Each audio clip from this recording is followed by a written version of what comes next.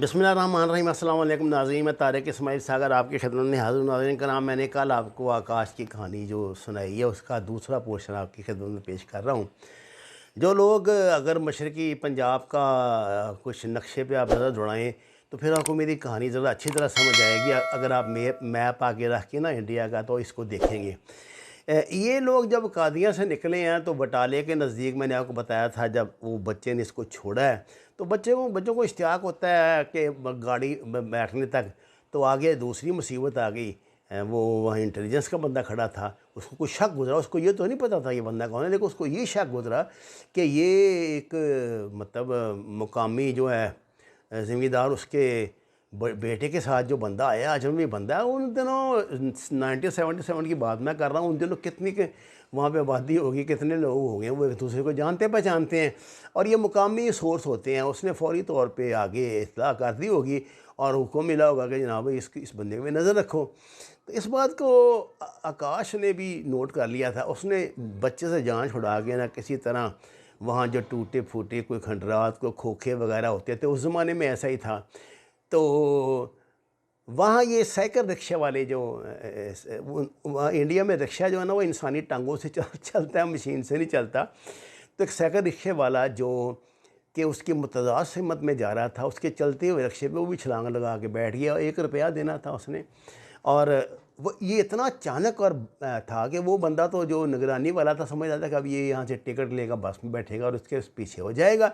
लेकिन वो खिलाफ तवक्कुल दूसरी तरफ जाने वाले साइकिल रिक्शे पे जो बड़ी तेज़ी से चला रहा था, छलांग लगा के बैठ गया। और उसने एक मखसूस फासले पर जब देखा कि पीछे अभी तक वो नहीं आया, उतर गया।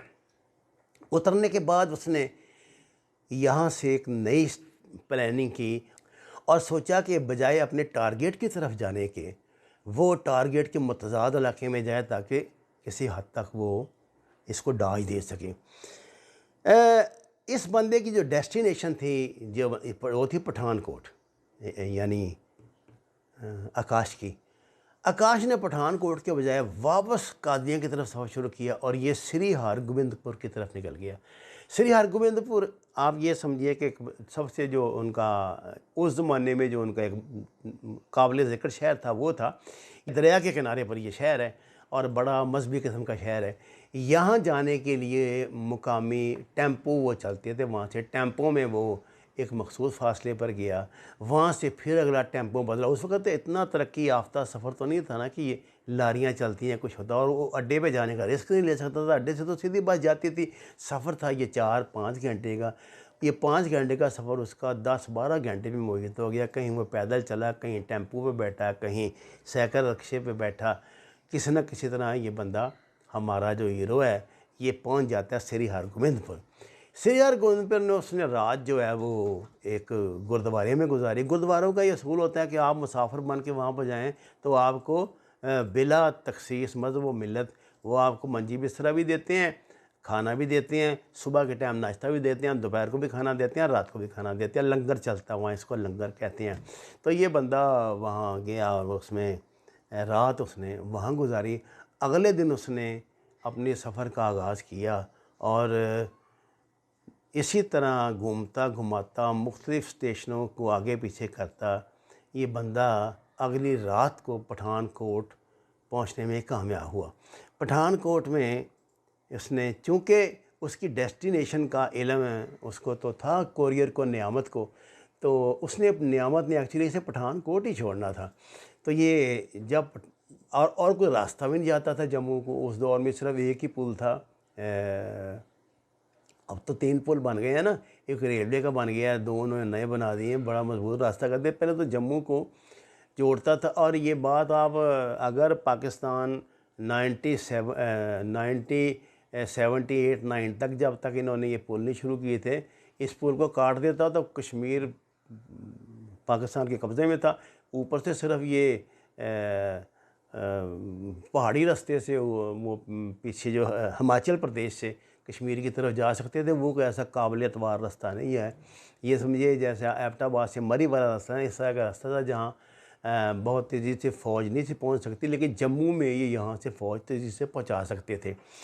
यहाँ से बंदा पठानकोट पे रात इसने जो है वो रात का आखिरी शो एक सिनेमा में देखा और सुबह ये वहाँ पर रात उसने बाकी जो है वो इस तरह चल फिर के गुजारी। इन लोगों के लिए रात को सोना जागना को मान नहीं रखता।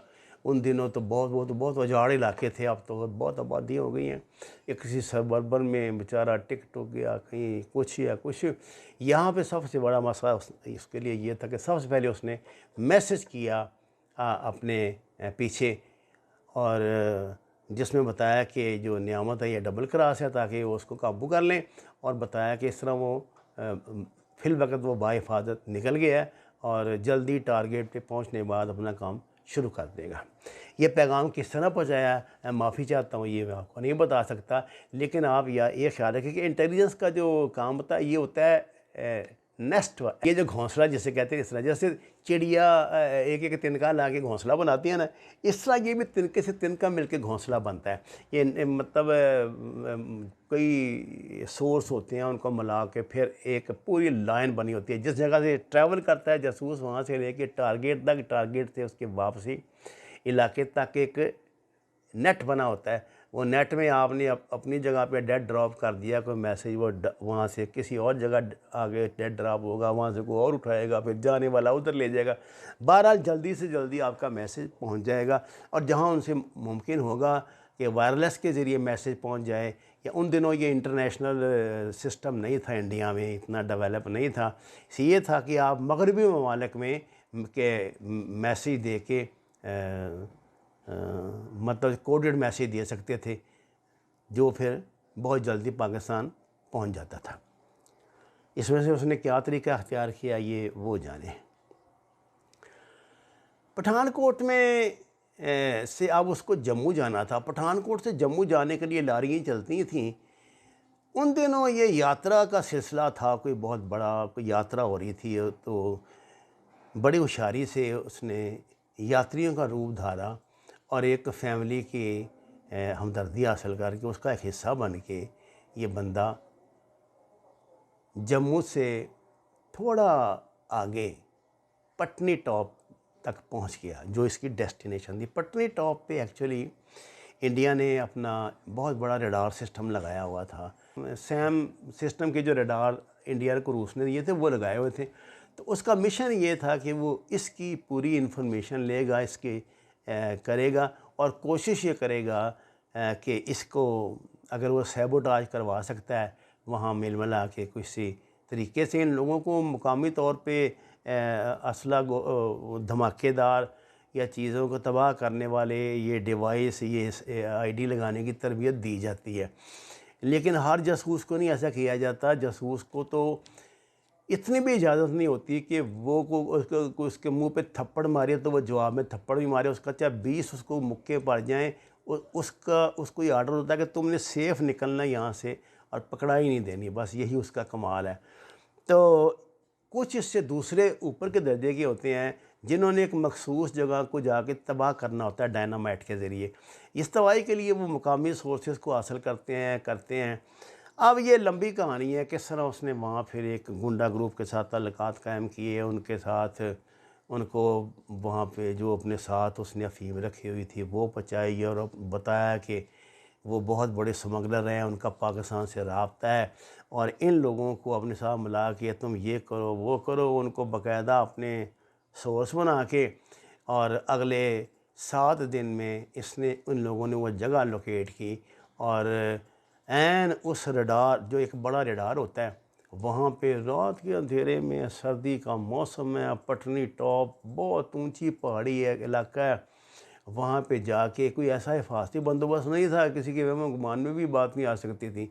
वहाँ जाके डायनामाइट लगाया, उसको उड़ाया, अपना मिशन पूरा किया और उन लोगों को ये लालच देगी कि वो जल्दी 1 मन अफीम जो है लेके उनके पास आ रहा है, जिसमें वो रातों रात करोड़पति बन जाएंगे।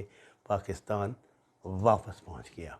और मालैना इल्लल बलागुल मुबीन। नाज़रीन कराम, मैं कोशिश करूँगा अगर कोई और इस तरह की कहानी मुझे कहीं से मिले तो आपके खिदमत में पेश करूँ। आपसे दरख्वास्त है कुरान और नमाज से हिदायत हासिल करें, हमारे चैनल को सब्सक्राइब करें, लाइक्स दें, सच के सफ़र में हमारा साथ दें। आपका बहुत शुक्रिया।